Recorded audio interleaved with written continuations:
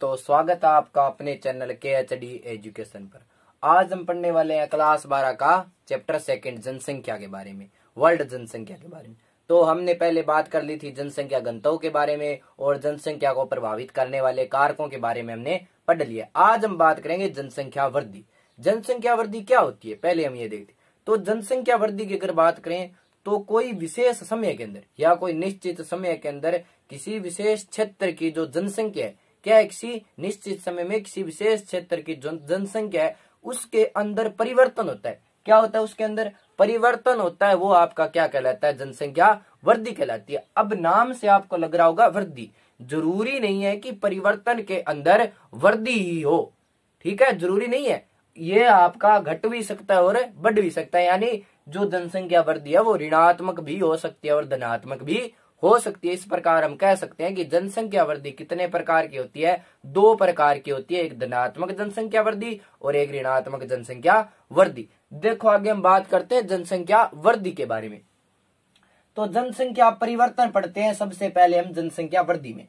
तो किसी निश्चित अवधि के दौरान परिवर्तन की बात करें तो किसी निश्चित अवधि के दौरान किसी क्षेत्र में निवास करने वाले व्यक्तियों में, यानी कहां पर कौन सा क्षेत्र है, निवास करने वाले व्यक्तियों की संख्या में जो परिवर्तन होता है, क्या होता है? जो परिवर्तन होता है वह कहलाता है जनसंख्या परिवर्तन। और इसी जनसंख्या परिवर्तन को क्या कहते हैं? जनसंख्या वृद्धि कहते हैं। क्या कहते हैं भाई? जनसंख्या वृद्धि कहते हैं। अगर देखें हम कि 2001 में भारत की जनसंख्या कितनी थी? 102 करोड़। कितनी थी भाई? 102 करोड़।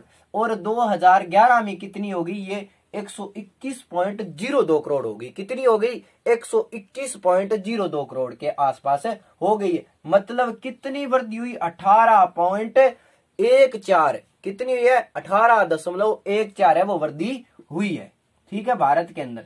आगे हम बात करें जनसंख्या वृद्धि। हमने देख लिया कि किसी निश्चित अवधि के दौरान किसी क्षेत्र में निवास करने वाले व्यक्तियों में हुई जनसंख्या में परिवर्तन को जनसंख्या परिवर्तन कहते हैं। और यही परिभाषा जनसंख्या परिवर्तन को क्या कहते हैं? जनसंख्या वृद्धि। आगे हम बात करते हैं कि जनसंख्या वृद्धि है वो दो प्रकार की होती है। कितने प्रकार की होती है? दो प्रकार की। कौन कौन सी? एक होती है आपकी धनात्मक जनसंख्या वृद्धि। कौन सी होती है? धनात्मक जनसंख्या वृद्धि। और एक होती है आपकी ऋणात्मक जनसंख्या वृद्धि, ठीक है। धनात्मक की अगर बात करें तो धनात्मक में क्या होगा? जनसंख्या वृद्धि है वो बढ़ेगी। क्या होगी? बढ़ेगी। जिस प्रकार ये हुई है, तो भारत में ये क्या हुई है? धनात्मक जनसंख्या वृद्धि दर है। जनसंख्या जनगणना की बात करें तो भारत में 10 वर्षों से जनगणना होती है। जिस प्रकार 2001 में होगी, आगे 2011 में हो चुकी है और 2021 में हुई है, ठीक है। तो हम आंकड़ा पढ़ते हैं वो 2011 के अनुसार है, वो आंकड़ा पढ़ रहे हैं और कुछ बुकों में आपको 2001 का देखने को भी मिलेगा। आगे हम बात करते हैं धनात्मक जनसंख्या। धनात्मक जनसंख्या की हमने बात की कि भाई जिस क्षेत्र में उस क्षेत्र की जनसंख्या बढ़ती है तो वो क्या होती है? आपका धनात्मक जनसंख्या, यानी किसी निश्चित अवधि में किसी क्षेत्र के निवासियों में जनसंख्या परिवर्तन में बढ़ने वाली जो जनसंख्या है, यानी उस परिवर्तन तो हो रहा है लेकिन जनसंख्या में क्या हो रही है? बढ़ोतरी हो रही है, तो वो आपका क्या होगा? धनात्मक जनसंख्या वृद्धि। और ऋणात्मक में क्या होगा? परिवर्तन हो रहा है लेकिन जनसंख्या क्या हो रही है? घट रही है, तो वो क्या होगा? आपका ऋणात्मक जनसंख्या वृद्धि होगी, ठीक है। ये हो गई हमारी जनसंख्या वृद्धि के बारे में। आगे हम बात करते हैं जनसंख्या वृद्धि दर। भाई जनसंख्या वृद्धि दर है वो क्या होती है, ठीक है। तो जनसंख्या वृद्धि दर आपकी दो प्रकार की होती है। कितने प्रकार की होती है जनसंख्या वृद्धि दर? दो प्रकार की होती है। कौन कौन सी? एक होती है आपकी जनसंख्या की प्राकृतिक वृद्धि दर और एक होती है जनसंख्या की वास्तविक वृद्धि दर। अगर हम प्राकृतिक वृद्धि दर की बात करें तो प्राकृतिक वृद्धि दर में देखते हैं जनसंख्या की प्राकृतिक वृद्धि दर। तो दो समय अंतरालों में किसी क्षेत्र विशेष में जन्म हुआ और जन्म और मृत्यु के अंतर में बढ़ने वाली जो जनसंख्या, क्या है? प्राकृतिक वृद्धि दर। कि मृत्यु और जन्म के अंतर में जो बढ़ने वाली जनसंख्या है दो समय अंतरालों में, यानी हो सकता है 2001 और 11 के बीच है जो जन्म और मृत्यु दर में अंतर में जो बढ़ने वाली जनसंख्या वो क्या होगी? आपकी प्राकृतिक वृद्धि दर होगी। और प्राकृतिक वृद्धि दर को इस सूत्र से निकाला जा सकता है। जन्म और मृत्यु दर में जो अंतर होता है उसे क्या कहते हैं भाई? प्राकृतिक वृद्धि दर कहते हैं। आगे हम बात करते हैं वास्तविक वृद्धि दर की। वास्तविक वृद्धि दर में अगर हम सीधा ही देखें तो वास्तविक वृद्धि दर होता है कि जन्म मृत्यु तो आएगी साथ में, इसमें और क्या आ जाता है? प्रवास। आपका प्रवास कौन कौन सा? एक आप्रवास और दूसरा उत्प्रवास। आप्रवास यानी किसी दूसरे क्षेत्र से आकर जो बस जाते हैं वहां उस क्षेत्र में क्या कहलाता है, आप्रवास। और किसी अपने मूल स्थान को छोड़कर दूसरे स्थान पर जा रहे हैं तो वहां क्या कहेंगे, हम उसको उत्प्रवास कहेंगे। यानी आप्रवास और उत्प्रवास तथा जन्म दर व मृत्यु दर दोनों में जो अंतर पाया जाता है वो क्या कहलाता है, आपका वास्तविक वृद्धि दर। जिस प्रकार की जन्म व मृत्यु के साथ साथ आप्रवास व उत्प्रवास का जो आपका अंतर पाया जाता है वो क्या होता है, वास्तविक वृद्धि दर। और प्राकृतिक वृद्धि दर में हम जन्म और मृत्यु दो ही को शामिल करते हैं, इसमें हम प्रवास को शामिल नहीं करते हैं। और वास्तविक वृद्धि दर में क्या होता है, प्रवास को शामिल होता है, अप्रवास और उत्प्रवास। ये आपका निम्न सूत्र है, जन्म दर माइनस मृत्यु दर प्लस अप्रवास माइनस उत्प्रवास। इस सूत्र से हमें वो वास्तविक वृद्धि दर निकाल सकते हैं। ठीक है, आगे की अगर हम बात करें, आगे की हम देखते हैं कि जनसंख्या परिवर्तन के घटक, जनसंख्या परिवर्तन के आपके घटक है वो कौन कौन से, ये मैं मिटवा देता हूँ। आगे की अगर हम बात करते हैं,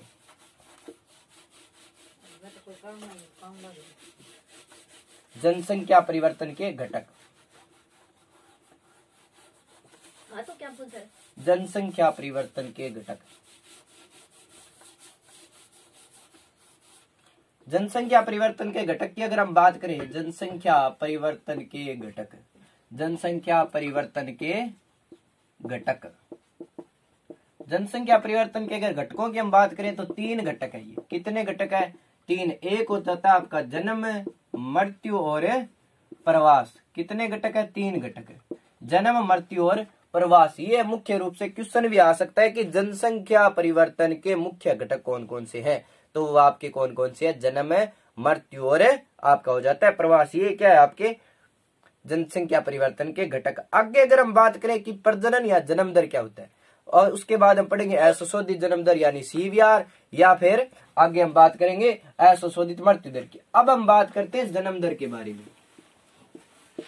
जन्म दर क्या होती है, अगर जन्म दर की हम बात करें तो जन्म दर प्रजनन का अभिप्राय होता है, जन्म दर से जन्म का मतलब होता है। ठीक है, या इसको हम कह सकते हैं जन्म दर या प्रजनन, क्या कह सकते हैं इसको हम, जन्म दर या प्रजनन कह सकते हैं। ठीक है, इसको हम आगे अगर हम बात करें भाई कि प्रजनन या जन्म दर की गणना है वो अनेक विधियों द्वारा की जा सकती है, कि इस जन्म दर की जो गणना है आपकी कई विधियों के द्वारा की जा सकती है। जिस प्रकार हम कह सकते हैं असंशोधित जन्म दर, क्या कह सकते हैं, असंशोधित जन्म दर, या इसको हम कह सकते हैं सीबीआर। ठीक है, दूसरी विधि आ जाती है आपकी प्रजनन अनुपात। कौन सा भाई, प्रजनन है अनुपात। उसके बाद असंशोधित जन्म दर, प्रजनन अनुपात और सामान्य प्रजनन दर। क्या है भाई, सामान्य प्रजनन दर, सामान्य प्रजनन दर। ये आपकी विधियां हैं जिससे आप हम जन्म दर है वो निकाल सकते हैं। एक और आयु विशिष्ट जन्म दर, आयु विशिष्ट जन्म दर, आयु विशिष्ट जन्म दर। ये आपकी क्या है भाई, जन्म दर निकालने की तरीका है। और जन्म दर की गणना की सबसे प्रचलित विधि है वो असंशोधित जन्म दर है। सबसे प्रचलित विधि, सबसे प्रचलित विधि कौन सी है, तो सबसे प्रचलित विधि में बात करें तो वो आपकी है असंशोधित जन्म दर को हम कह सकते हैं। तो असंशोधित जन्म दर क्या होती है, प्रचलित विधि उसकी बात करते हैं, बाकी तो कोई काम ही नहीं है, हम बात करेंगे असंशोधित जन्म दर की। तो चलो असंशोधित जन्म दर के बारे में देखते हैं। तो असंशोधित जन्म दर क्या होता है कि किसी वर्ष के मध्य प्रति 1000 स्त्रियों पर कि कितनी, यानी प्रति 1000 स्त्रियों पर जन्म दिए गए जीवित बच्चों की संख्या। मतलब किसी विशेष क्षेत्र में 1000 महिलाएं, कितनी महिलाएं, 1000 फीमेल की अगर हम बात करें, 1000 महिलाओं ने कितने जीवित बच्चों को जन्म दिया, कितने जीवित बच्चों को जन्म दिया, उन्हीं जीवित बच्चों को क्या कहा जाता है, असंशोधित जन्म दर कहा जाता है। यानी किसी वर्ष के मध्य में प्रति 1000 स्त्रियों द्वारा दिए गए जन्म में जीवित बच्चों, क्या जीवित बच्चों को जो जन्म दर है उसे क्या कहते हैं, हमें असंशोधित जन्म दर कहते हैं। इसकी मैं परिभाषा लिख रहा हूं, आपके असंशोधित जन्म दर की आप नोट कर लो। ठीक है,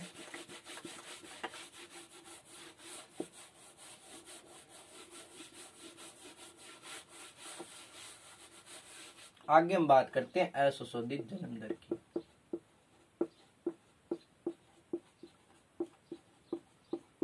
असंशोधित जन्म दर, तो इसके अगर किसी वर्ष के मध्य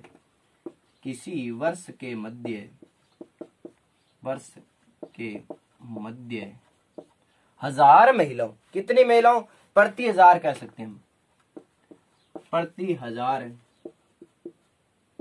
स्त्रियों द्वारा, प्रति 1000 स्त्रियों यानी किसी वर्ष के मध्य प्रति 1000 स्त्रियों द्वारा जन्म दिए गए जीवित बच्चों, जन्म दिए गए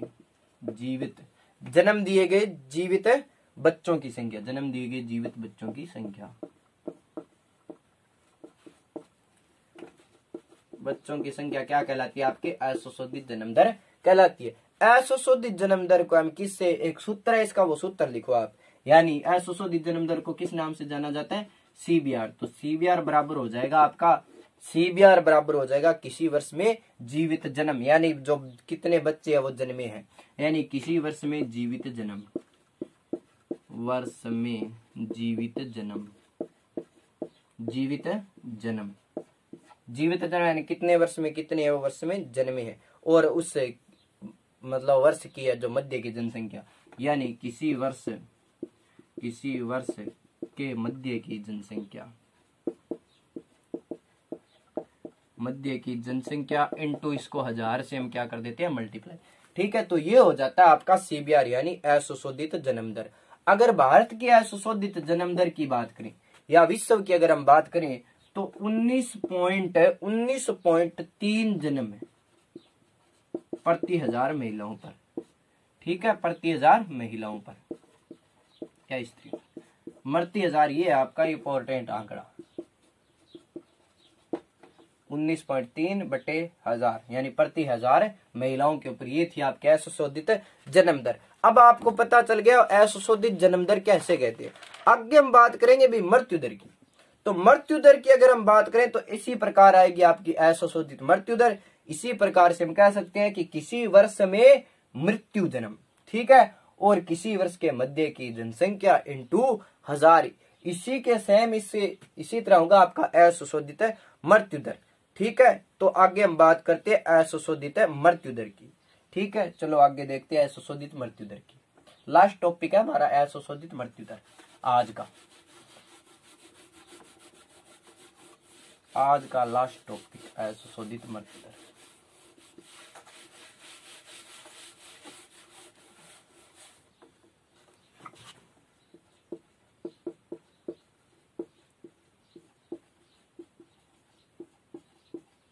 लास्ट टॉपिक है हमारा आज का असंशोधित मृत्यु दर। तो असंशोधित मृत्यु दर की अगर हम बात करें तो किसी क्षेत्र विशेष में एक वर्ष में प्रति 1000 जनसंख्या के पीछे मरने वाले जो आपके व्यक्तियों की संख्या है वो क्या कहलाती है, असंशोधित मृत्यु दर। यानी किसी विशेष वर्ष में प्रति 1000 जनसंख्या पर मरने वाले व्यक्तियों की संख्या, यानी किसी वर्ष में प्रति हजार जनसंख्या के पीछे मरने वाले व्यक्तियों की संख्या, व्यक्तियों की संख्या क्या कहलाती है, आपके असंशोधित मृत्यु दर कहलाती है। असंशोधित मृत्यु दर को किससे मापा जाता है, तो वो आपका किसी वर्ष में विशेष मृतकों की संख्या, किसी वर्ष में विशेष मृतकों की संख्या बटे उस क्षेत्र की जनसंख्या हो जाएगा, यानी उस वर्ष के मध्य की अनुमानित जनसंख्या, यानी वर्ष के मध्य की अनुमानित जनसंख्या, और इसको किससे मल्टीप्लाई कर देंगे हमें, तो ये हो जाएगा आपका 1000 से मल्टीप्लाई। ठीक है, तो असंशोधित आपकी मृत्यु दर है वो कितनी है, 7.3 है। कितनी है, 7.3 है मृत्यु, वो आपके प्रति 1000 जनसंख्या पर, प्रति 1000 जनसंख्या पर है वो आपकी है। ठीक है, ये हो गया हमारा मृत्यु दर के बारे में, जन्म दर के बारे। तो जनसंख्या वृद्धि के 3 घटक थे जिनमें हमने मृत्यु के बारे में बात कर ली, जन्म दर के बारे में बात कर ली है। ठीक है, तो इसमें हम आगे कौन सा रह गया, तीसरा हमारा, वो है हमारा प्रवास। कौन सा है, प्रवास। तो प्रवास क्या होता है? प्रवास की अगर बात करें तो प्रवास यानी अपने मूल स्थान को छोड़कर दूसरे स्थान पर जाना क्या कहलाता है?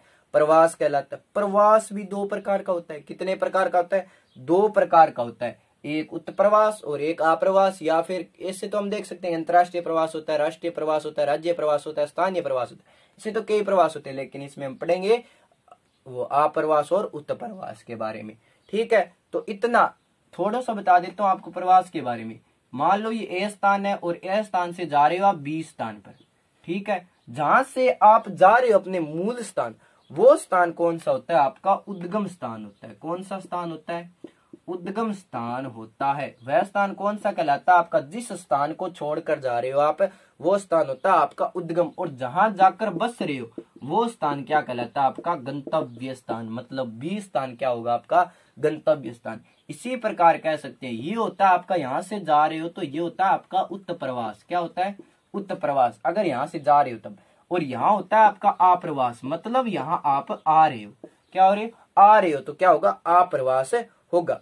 तो इसके भी, प्रवास के भी प्रमुख तीन कारण होते हैं, जिस प्रकार प्राकृतिक कारक है, आर्थिक कारक है, सामाजिक। जिस प्रकार हम जनसंख्या को प्रभावित करने वाले कारकों के बारे में अध्ययन किया था, वही कारक है इस प्रवास पर लागू होते हैं। यानी अगर हमें सुविधाएं नहीं मिल रही है तो हम प्रवास करेंगे, दूसरी जगह जाएंगे। शिक्षा सुविधाएं नहीं मिल रही है, शिक्षा के लिए जाते हैं हम, दूसरी जगह पढ़ने के जाते। क्यों? हमारे आसपास है वो ये सुविधा नहीं है शिक्षा के लिए, तभी हम प्रवास करते हैं। प्रवास वैसे एक स्थायी प्रवास होता है, एक अस्थायी प्रवास होता है। स्थायी प्रवास की बात करें तो परमानेंट, जहां हम रहने लग जाते हैं। मतलब यहाँ ए स्थान से हम निकले और बी स्थान पे हम हमेशा के लिए रहेंगे, वापिस ए पर नहीं आएंगे, तो वो होगा आपका स्थायी प्रवास। और अगर ए से जा रहे हैं हम बी स्थान पर, कुछ समय के लिए रह रहे हैं, यानी हमारे रोजगार के लिए जा रहे हैं और वापिस ए स्थान पर आएंगे, तो वो आपका होता है अस्थायी प्रवास हो जाता है। आज हमने इतनी बात कर ली है और कल हम बात करेंगे प्रवास के बारे में। तो जो हमारा वीडियो है उसको लाइक करो और ज्यादा से ज्यादा शेयर करो।